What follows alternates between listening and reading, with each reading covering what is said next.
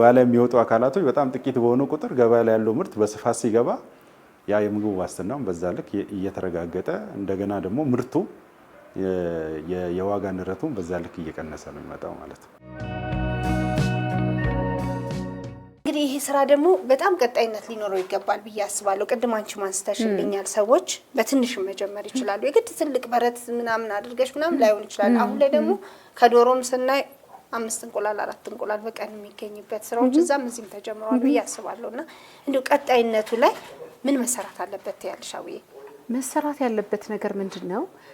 ስፔሻሊ ወጣቱ አሁን ይሄ ትልቅ ነው እንደምናየው። ቅድም እንደጀመርሽው ዶሮ 10 ዶሮ ምን ያህል ቦታ ነው የምትፈልገው? 10 ዶሮ 1 ኬጅ ውስጥ እኮ ናት። ምናልባት 2 በ1 ኦር 1 በ1 ይሆን 1 ሜትር በ1 ሜትር የሆነ ቦታ ላይ ብትፈልጊ ወደ ደረጃ መስራት ትችያለሽ። ስንት ዶሮ? 10 ዶሮ ማለት 1 ዶሮ 1 እንቁላል በቀን ትሰጣለች። 10 እንቁላል ምንም እኮ 10 ዶሮ ማለት ምንም ጊዜ የማይፈጅ ነገር ነው። በቃ ምንም ኢፈርት አይጠይቅም፣ ምንም ነገር አይጠይቅም። 1 በ1 ማለት ኮሪደር ላይ የምትሰሪው ስራ ነው። አሁን ምናልባት የሰንጋው ትንሽ ይከብዳል፣ አንዳንዱም ይደልባል ብለሽ ያዝ የሚያደርጉ ከብቶችም አሉ። በደንብ ሰፋ አድርገሽ ካልሰራሹ በ1ና በ2 ውጤታማ ላትሆኚ ትችያለሽ።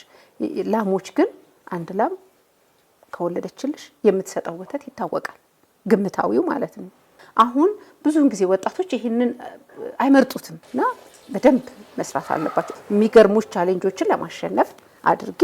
ተስፋ የሚያስቆርጡ አንዳንድ ነገሮች ሊገጥሙሽ ይችላሉ። ግን ለዛ ነገር ፊት ሳይሰጥ ወጣቱ ስፔሻሊ ወጣቱ መታገል አለበት በቃ።